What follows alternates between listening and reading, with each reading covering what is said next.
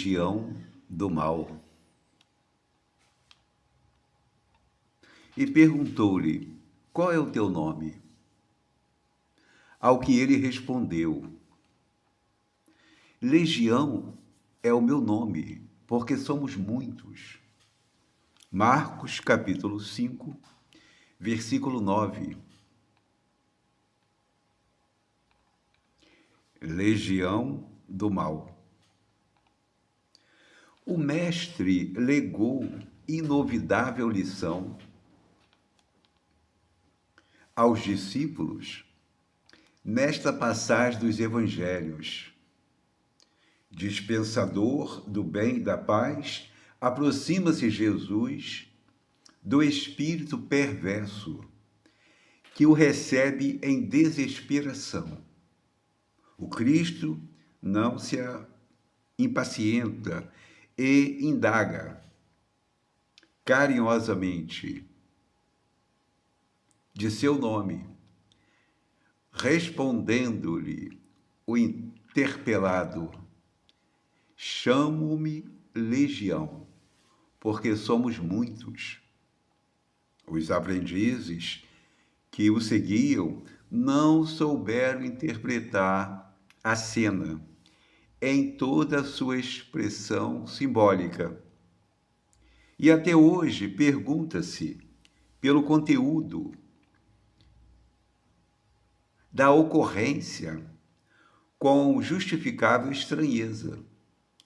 É que o Senhor desejava transmitir imortal ensinamento aos companheiros de tarefa redentora. À frente do espírito delinquente e perturbado, ele era apenas um. O interlocutor, entretanto, denominava-se Legião. Representava maioria esmagadora, personificava a massa vastíssima das intenções inferiores e criminosas. Revelava o mestre que, por indeterminado tempo, o bem estaria em proporção diminuta comparado ao mal, em aludes arrasadores. Se te encontras, pois, a serviço do Cristo na terra, não te esqueças de perseverar no bem, dentro de todas as horas da vida. Convicto de que o mal se faz sentir ao derredor, à maneira de legião ameaçadora, exigindo funda serenidade e grande confiança no Cristo, com trabalho e vigilância até a vitória final. Livro Caminho, Verdade e Vida, editora FEB, capítulo 143, ditado pelo Espírito Emmanuel. Psicografia de Chico Xavier. Nós ficamos assim um tanto chocados sempre que observamos a história da humanidade e do próprio movimento cristão no decorrer dos séculos.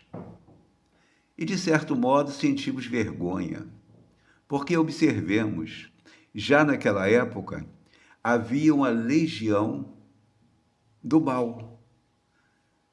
Uma quantidade enorme de irmãos e irmãs com a mente voltada para o mal, para a perseguição, para o ódio, para a vingança.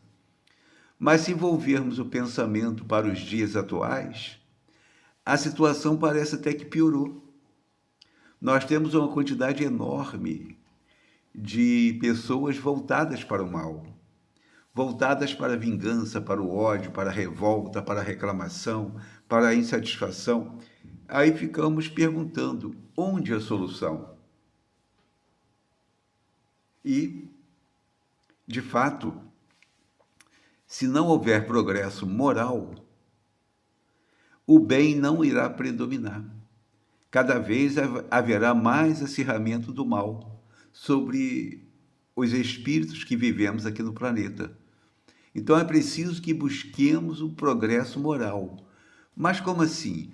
Ué, seguindo o divino modelo que é Jesus. Mas o que ele ensina? Ele ensina o amor, ele ensina a humildade de coração, ele ensina a caridade, ele ensina o perdão, ele ensina que devemos fazer ao próximo o que gostaríamos que nos fizessem.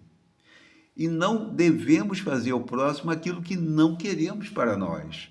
Essa regra áurea sustenta o amor ao próximo. Ou, por outra, sustenta a harmonia na convivência social. Nós precisamos tirar de dentro de nós toda aquela sujeira do passado próximo ou distante, onde o mal predominava em nós. Nós que estamos estudando o Evangelho, precisamos lutar cada vez mais, não só por nós, mas também pelo nosso próximo que ainda não entendeu a mensagem cristã. Mas não é para humilhar o próximo, não é para excluir, não é para expulsar, mesmo os desencarnados. Precisamos acolher, precisamos instruir, nós precisamos combater a ignorância. É a ignorância que promove a maldade, a perversidade, a vingança, o ódio, a guerra, a corrupção, todos os males. É a ignorância que promove.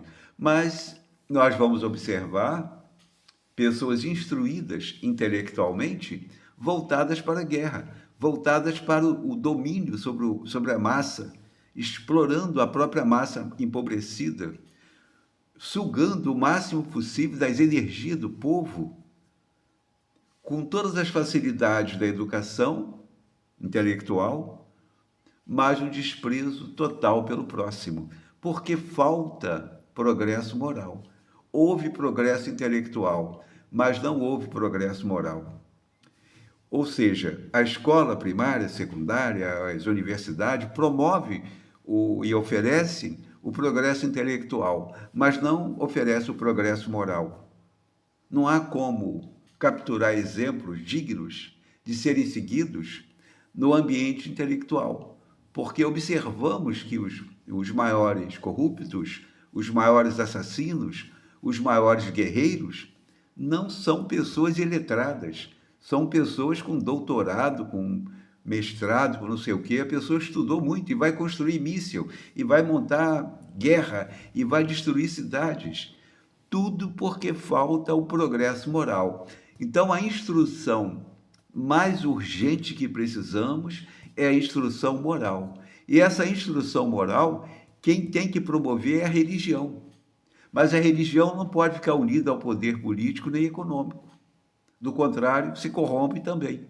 Nós precisamos fazer sempre opção pela simplicidade, pela humildade daquele cristianismo nascente, daquele cristianismo dos primeiros 200 anos, onde havia fraternidade, onde havia amor ao próximo, porque aquele grupo de cristãos aquelas pessoas seguiam, de fato, o que Jesus ensina. Nós outros hoje precisamos retomar, agora com o Espiritismo, com o Consolador prometido, aquela pureza lá originária no cristianismo nascente. Isso pode parecer bobagem, pode parecer um sonho, mas não é. Quanto mais tivermos pessoas voltadas para o bem, para a caridade, para a humildade, para a confiança na vitória do bem e trabalhando, nós temos que trabalhar nesse sentido. Agora nós temos ferramentas poderosas de divulgação. Temos que divulgar o bem, porque observemos que já naquele momento nós vamos perceber a influenciação maligna. a presença maligna. E o espírito lá, que era o líder do grupo, sabia que Jesus era Jesus e sabia do Deus Altíssimo, porque ele respondeu a Jesus: que tenho eu contigo, Jesus, Filho do Altíssimo. Então, ele não era intelectualmente ignorante. Ele tinha o conhecimento sobre Jesus e sobre Deus, mas faltou progresso moral para sensibilizar as fibras do coração no sentido do amor ao próximo, para não fazer mal ao próximo. O grande problema nosso é não fazer o mal. Fazer o bem até que é fácil, mas não fazer o mal que é o grande desafio, principalmente quando temos a ferramenta que facilita a aplicação do mal. Quer conhecer alguém? Dê poder a esse alguém. Se de fato ele for uma pessoa de bem, ele agirá no bem com todo o poder. Mas se não for, logo, logo vai usurpar aquela posição de mando, de poder que carrega consigo. Então, nós precisamos trabalhar em nós e precisamos divulgar a questão da humildade, a questão do perdão, a questão da imortalidade, da reencarnação, da herança dos atos. Quem está encarnado, em breve irá desencarnar. E nós vamos ter que dar conta do que estamos fazendo agora. E quem está desencarnado também, em breve terá que reencarnar e terá que dar conta do que está fazendo agora. Segundo a lei de ação e reação, de causa e efeito, nós somos herdeiros de nós mesmos. Então, não se pode colher uvas nos espinheiros, nem figo nos abrolhos. Nós vamos colher uvas se plantarmos uva. Nós precisamos da instrução moral. Nós precisamos aprender a perdoar, a esquecer as ofensas e acreditar na vitória do bem, pensando no bem, falando do bem e agindo no bem, confiando na vitória do bem.